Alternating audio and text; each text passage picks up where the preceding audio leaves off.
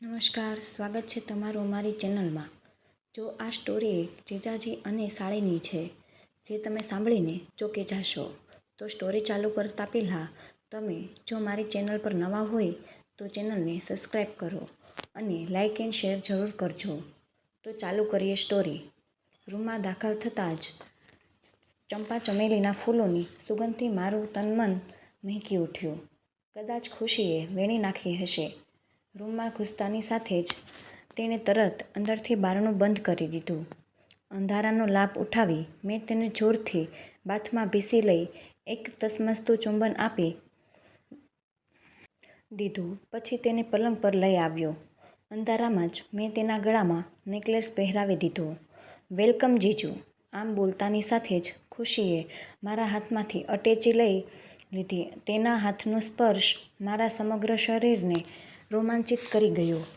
તે રેખાના હાથ પકડી લગભગ તેને ખેંચીને અંદર લઈ ગઈ. અંદર જતી ખુશીની લહેરાતી જુલ્ફોમાં મારું મન અટવાઈ ગયું. આ ખુશીએ તો મહિનાઓથી મારી રાતની ઊંઘ અને દિવસનું ચેન હરી લીધા હતા. રેખા સાથે લગ્ન નક્કી થઈ ગયા પછી જ્યારે સગાઈ થઈ સમયે પહેલીવાર મેં તેની નાની બહેન ખુશીને જોઈ, ત્યારે હું તેના રૂપ સૌંદર્યનો દીવાનો બની ગયો. મેં તો રેખાને બદલે ખુશી સાથે લગ્ન કરવાનું મનોમન નક્કી કરી લીધું. મેં મમ્મીને મારા મનની વાત કરી તો તે બાધી જ ગઈ. તે મને સમજાવતા બોલી, આ તું શું કહે છે? આમ કરવું તે ખરેખર દગો જ કહેવાય. કેવી દગાબાજી મમ્મી? એ લોકોએ પણ શું આપણી સાથે દગાબાજી નથી કરી? પોતાની સુંદર દીકરીને સંબંધીને ઘેર મોકલી આપી અને સાધારણ દેખાવવાળી મોટી દીકરીને બતાવી. આપણને ફસાવી દીધા. મેં મોટા અવાજે દલીલ કરી. બેટા, આને દગો ન કહેવાય. આ તો મા બાપની સમજદારી કહેવાય.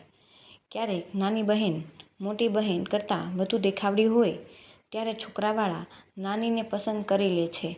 રેખા શું ઓછી સુંદર છે? નાક નકશો પણ સારો છે, મમ્મી સમજાવતા બોલી. પરંતુ મારા પર તો ખુશીની સુંદરતા તથા યુવાનીનો જાદુ છવાયેલો હતો. એટલે હું દલીલ કરતા બોલ્યો, પ્લીઝ મમ્મી, બસ એકવાર તું એ લોકો સાથે વાત તો કરી જો. જો કદાચ તેઓ માની પણ જાય. મમ્મી કશો જવાબ આપ્યા વગર વિના ત્યાંથી ચાલી ગયા. મને પૂરેપૂરો વિશ્વાસ હતો કે રેખાના મમ્મી પપ્પા આ વાત માની જશે. તેઓ આટલો સારો એન્જિનિયર છોકરો હાથમાંથી જવા થોડી ના દે. હું સતત ખુશીને જ વિચારો કરવા લાગ્યો અને ઊંચે આકાશમાં ઉડવા લાગ્યો. એટલામાં પપ્પા આવ્યા અને મને તાડૂકીને બોલ્યા, તું આવું વિચારી પણ કેવી રીતે શકે છે? અમે આવી નકામી વાત તેમને કરીશું? જે છોકરી તને પતિના રૂપમાં મનથી માની ચૂકી છે, તું અને દુનિયા ઉજાડવા માંગે છે? સગા સંબંધી અને ઓળખીતા પાળખીતાની હાજરીમાં તેની ઇજ્જતના લીરે લીલા ઉડવા માંગે છે. જો તું તારી મનમાની કરીશ તો મારો અને તારો સંબંધ કાયમ માટે ખતમ થઈ જશે.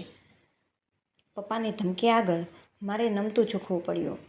હું તેમનું દિલ દુભાવવા માંગતો નહોતો એટલે હું રેખા સાથે લગ્ન કરવા તૈયાર થઈ ગયો. સગાઈ પછીથી જ ખુશી મારા મનમગજ પર છવાઈ હતી. તેની સુંદરતામાં કોણ જાણે એવું તે શું હતું કે હું ઈચ્છવા છતાં તેને ભૂલી શકતો નહોતો. લગ્ન સમયે પણ મારી નજર માત્ર એના પર જ ટકી રહેલી હતી. તેના જરાક અમથા સ્પર્શથી મારા શરીરમાં ઝંઝણાટ પસાર થઈ જતી હતી. મારા બૂટ ચોરી લીધા પછી ખુશી ખડખડાટ હસતા બોલી, જીજુ લાવો મારો લાગો. ચાલ, તને મારું દિલ જીવન બધું જ લાગવા આપી દીધું. મારા મનમાં છુપાયેલી ઈચ્છાને મેં મજાકમાં તેની સામે રજૂ કરી દીધી. તે આંખો પટપટાવી બોલી, ખરેખર જીજુ? You are great. બધું જ મને આપી દેશો? તો રેખા દીદીને શું આપશો? વિદાય સમયે ખુશીની રડતી જોઈને મારું મન પણ ભારે થઈ ગયું હતું. તે ડૂસકા ભરતા અને કહેવા લાગી, પ્લીઝ જીજુ, અમારી રેખા દીદીને હંમેશા ખુશ રાખજો. એ ખૂબ જ ભલી ભોળી અને નિર્દોષ છે. તેને પ્રેમથી બધું સમજાવજો. આમ તો ખુશી રેખા કરતાં માત્ર 2 જ વર્ષ નાની હતી. બંને બહેનો કરતાં આ સહેલીઓ વધુ હતી. અમારા લગ્નના માત્ર 5 દિવસ પછી જ રેખાના ભાઈ રિશીના લગ્ન નક્કી થયા હતા. રિશીના લગ્નમાં જવા માટે હું ખૂબ જ ઉત્સુક હતો, કારણ કે ખુશીને મળવાનો મોકો મળી રહ્યો હતો. ખુશીનો સંગાથ વધુ મળે એ લાલચમાં મેં ઓફિસમાંથી 5 દિવસની રજા પણ લઈ લીધી હતી.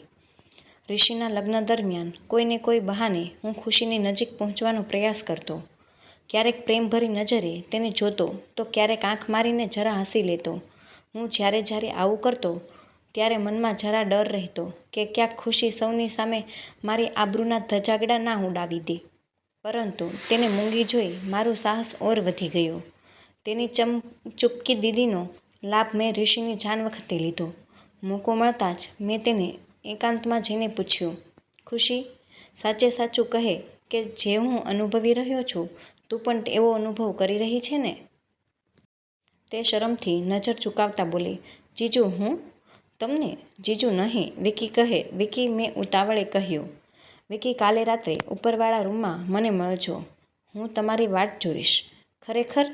ખુશીના આમંત્રણથી હું નાચી ઉઠ્યો, પરંતુ શંકા થતાં બોલ્યો, ખુશી, જો કોઈ જોઈ જશે તો? તે ખૂબ સહજ થઈને બોલી, રાત્રે બરાબર 12 વાગે તમે આવી જજો. ત્યાં સુધીમાં બધા સૂઈ જાય છે. રૂમની લાઇટ બંધ રાખજો અને આપણે વાત પણ નહીં કરીએ. ક્યાંક આપણી વાત કોઈ સાંભળી જાય તો આપણી પોલ ખુલી જશે. તેની વાત સાંભળી મને રાહત થઈ ગઈ. તેની તરફ બરાબર તાકતા વિચારવા લાગ્યો, આ છોકરી તો રેખા કરતાં વધુ સુંદર હોવાની સાથે સાથે હોશિયાર પણ છે. કેટલી જલ્દીથી મારા મનની વાત પણ જાણી ગઈ અને પોતાની તરફ મંજૂરી પણ સહજતાથી આપી દીધી. પત્ની સાથે સુંદર સાળીને મેળવવાના વિચારમાં હું મારી જાતને ભાગ્યશાળી માનવા લાગ્યો. હલો, ક્યાં ખોવાઈ ગયા તમે? ખુશીએ આવું કહ્યું તો હું એકદમ સભાન થઈ ગઈ. તો કાલે રાત્રે પાક્કું ને? મેં સાવચેતીથી પૂછ્યું. પોતાની વાત પર ભાર મૂકતા તે બોલી, 100% પાક્કું. પછી જરા વિચાર કરી કહેવામાં લાગી, અરે હા વિકી, તમે મારા માટે કોઈ ગિફ્ટ લાવશો ને? જરૂર, મેં આનંદમાં ઉછળતા કહ્યું. બોલ, શું ગિફ્ટ લાવું તારા માટે? એ સહેજ વિચાર કરી કહેવા લાગી, ચાલો એક સરસ મજાનો નેકલેસ લઈ આવજો. આમ કહી તે અદાથી લટકા ઝટકા મારતી ત્યાંથી જતી રહી. ખુશીની મંજૂરી તથા મળવાના આમંત્રણથી મારો અહીં આવવાનો અર્થ સરી ગયો હતો. બીજા દિવસે બજારમાં જઈ હું સરસ મજાનો નેકલેસ ખરીદી લાવ્યો અને બેચેનીપૂર્વક રાત્રિ પડે તેની રાહ જોવા લાગ્યો. રાત્રે 12 વાગતાં જ મારા હૃદયના ધબકારા વધી ગયા. હું ચોરની જેમ દબાયેલા પગલે ઉપરના રૂમ તરફ આગળ વધવા લાગ્યો.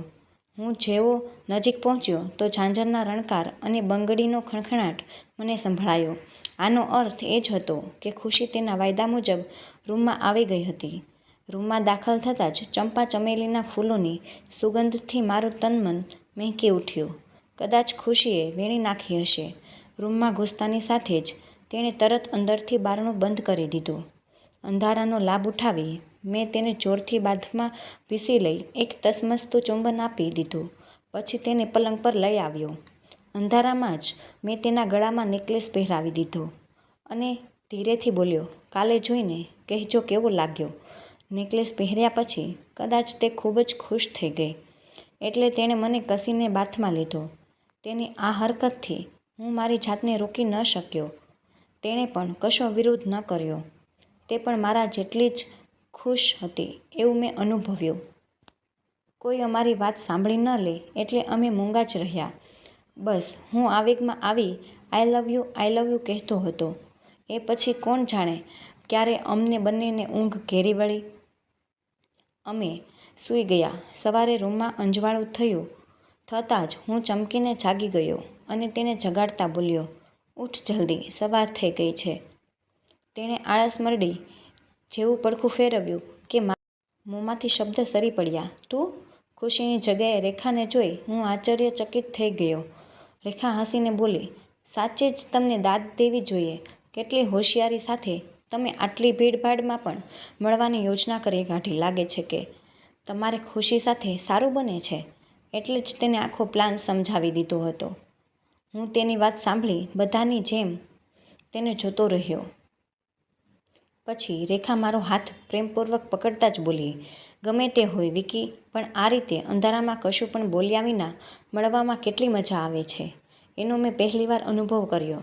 પછી રાતે પહેરાવેલા નેકલેસની પ્રશંસા કરતા બોલી, ખરેખર તમે મને ખૂબ જ સુંદર ભેટ આપી છે. ચાય ગરમનો અવાજ સાંભળીને તે ખડખડાટ હસતી પડતા બોલી, લો આવી ગઈ તોફાની છોકરી. આખો દિવસ તોફાન મસ્તી કરે છે. પોતાના નામ મુજબ બીજાને આનંદ આપતી ફરે છે.